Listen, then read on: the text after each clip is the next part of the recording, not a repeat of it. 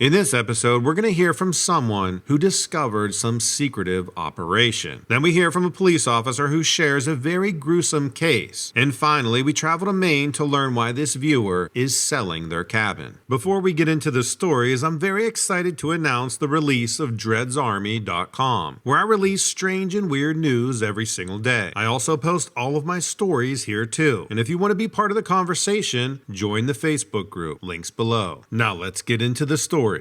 I grew up in a suburb that was between New York and Philadelphia. It was pretty rural when I was a kid. My development was surrounded by farms. By the time I got to high school, more houses were being built as people moved away from the big cities for lower cost of living. Things really started to change when online shopping took off. All the cheap farmland within a 2-hour drive of New York and Philly was bought up by corporations and turned into shipping hubs, warehouses, and Amazon fulfillment centers. The whole thing really divided people.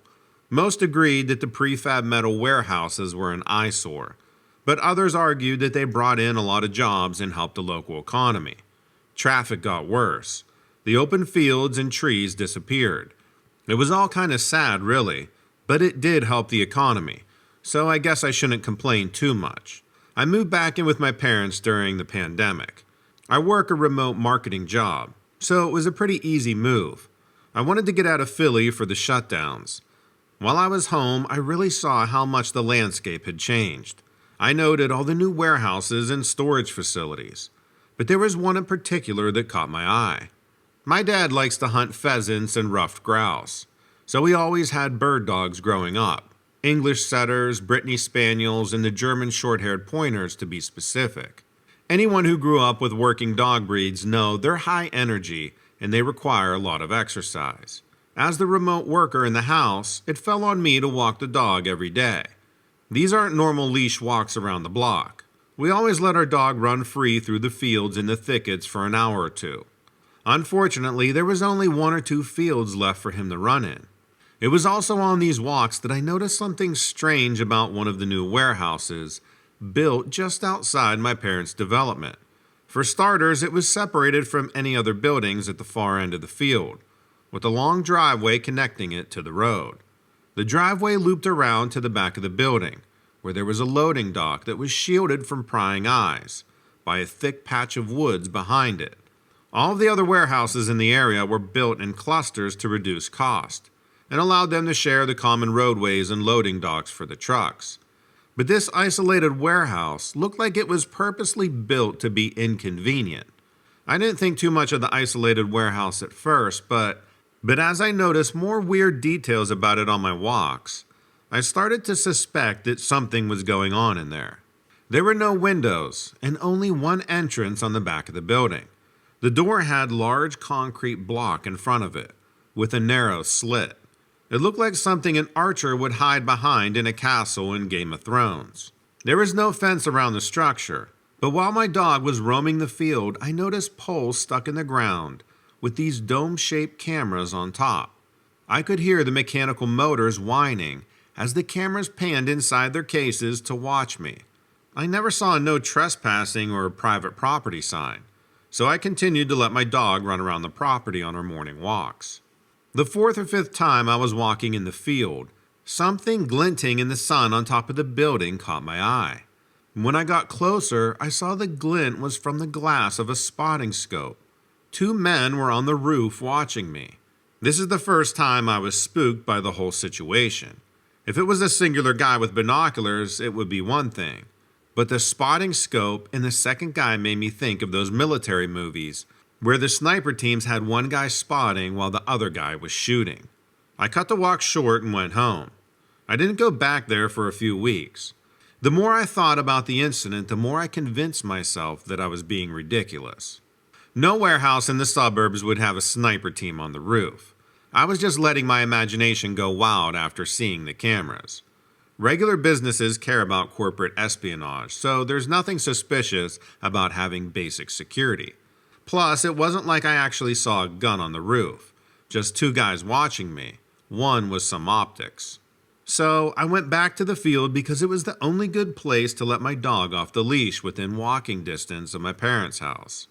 The dog got himself wedged deep into a thicket chasing after squirrels. I could hear him rustling around in the trees, but he wouldn't listen to any of my commands, so I trudged in there after him. I came out on the other side of the trees, at the back of the warehouse where the loading dock and entrance were. Standing at the edge of the thicket was an angry-looking man holding my dog by the collar. I approached him slowly and tried to force a smile. As I approached, I saw the man subtly place his hand on his hip. It was then I noticed he was wearing jeans and a dark jacket. This was a few months into the pandemic, in June or July. It was way too hot to be wearing long pants and a jacket. This was a huge red flag for me, but I needed to get my dog. "You can't be here," he said. "Sorry, there wasn't any signs. I've always walked my dog here," I replied. He clenched his jaw and just pushed my dog towards me. That's when I noticed a line of vehicles coming up the driveway. They looked like they were driving in a formation. An 18-wheeler was being escorted by 2 black SUVs in front and 2 behind. The man stepped in front of me to block my view. He laid a hand on my chest, his other hand still hovering over the jacket pocket, and told me I had to leave the property right now. I don't know what's going on in that warehouse, but I'm convinced that it's either a government site or some large, powerful corporation that wants to keep it hidden from the public eye. Either way, I don't go back there anymore.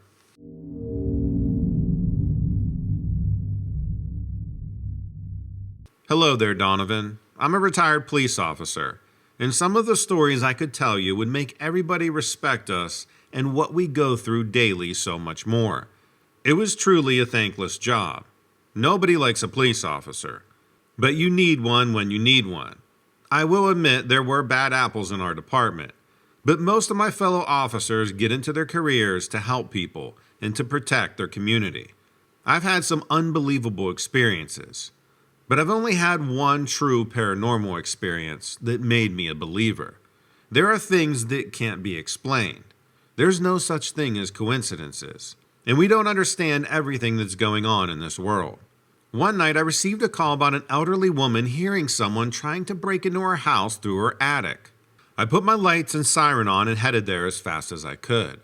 When I got there, she frantically swung open the door and screamed, "Thank God you showed up. Thank God you came." I ran over to her and asked her where the burglar was coming from. She showed me the attic door, and I crawled up to see what was going on. I searched that entire attic and didn't find anything out of the ordinary. There were boxes piled up and some pieces of furniture, but not a person trying to break into her house. There were no signs of human entry, and the window up there was locked, so I climbed back down the ladder. I told the woman she should get an exterminator, because if she heard something, it was more likely an animal. There was no way anybody was up there. She insisted that it was a person trying to get in, and even claimed that it was talking to her, saying things like, "I'm going to get you, and let me out." Just to give her some peace of mind, I went up there and looked around for a while. I checked every square inch of that attic, and even opened boxes and looked inside. It's amazing what junk people save. I crawled back down the ladder and assured her that she is perfectly safe and that I didn't find a single living thing up there. She started crying and pleading with me, and said that whatever was up there was trying to get her in the night. I suggested that she stay with a friend or family member, and I told her I had to respond to another call. The woman kept calling 911 repeatedly that night, and continued doing so every day after that. I would go by and check on her once a day, and she would be hysterical every time I saw her, telling me some of the things that the person up there threatened to do to her. The threat she would describe kept getting more and more gruesome, and she didn't seem like the type of person to use that type of vocabulary. But I kept going up into the attic to appease her and finding absolutely nothing. Weeks passed, and this became a regular part of my job. It was starting to wear on me. I explained to her that I could be out helping other people that really needed it instead of going up in her attic, but she was adamant that something was up there. I'll tell you something though, I never thought she was doing it for attention. I did figure that she was getting older and more senile and was imagining things, but I believe she was experiencing something awful. I recommended she talk to a psychiatrist and told her to get a paranormal investigator to look into her attic. I didn't believe in any of that stuff, but I was desperate to help her get some relief, and I was really getting sick of going over there so needlessly. She agreed to do both, and I went to respond to another call. The next time I saw her, she told me that the paranormal investigators told her it was the most amount of activity they had documented in over 5 years. This actually freaked me out, and I went back up into the attic again. I felt something sinister in that attic, but I kept telling myself that it was just my imagination reacting to whatever she had told me. Loudly enough for the lady to hear, I kept repeating, "If you're not here for her greatest good, leave now and forever. And the power of Christ compels you." Both of these I have heard in movies about exorcisms, and was mainly just doing so she would believe me that the spirits were gone. I left after a while, and she thanked me over and over again on my way out. That night, she was brutally murdered in her sleep. To this day, it's the most horrific crime that I've ever witnessed. She was stabbed multiple times over her entire body. Her face was unrecognizable, and some of her organs were pulled out of her. And many other details that I just won't share. I get nauseous even thinking about it. Forensics couldn't find a single piece of evidence, and the lady was beloved in the community. We couldn't figure out a single person that would want to do this to her, and our community is still devastated by this tragedy. One thing that still actively haunts me is that the attic door was wide open on the night she was murdered. I know I closed it after I left that night. It could just be coincidence, that's what I've told myself multiple times, but it's the worst thing that I've ever seen, and I don't know how any person could have done something like this. I never talked to anyone who had anything bad to say about her. The feeling in that attic that night, along with the paranormal investigators' claims, was enough for me to be more of a believer. The brutality of the murder and the attic being open made me completely trust the poor lady's story, and I do believe that the paranormal entity that kept threatening her finally followed through with its promises.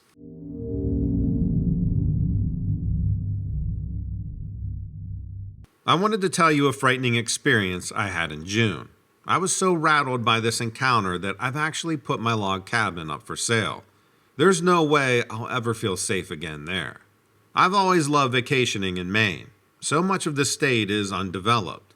Over the years, I've seen badgers, coyotes, bear, deer, and moose, but I've never been in fear for my life until this past summer. My vacation cabin is located in Azakos Lake in Maine.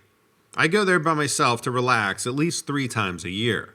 During the winter, it's difficult, as you need to drive 9 miles through rough logging roads, which are unplowed in the winter.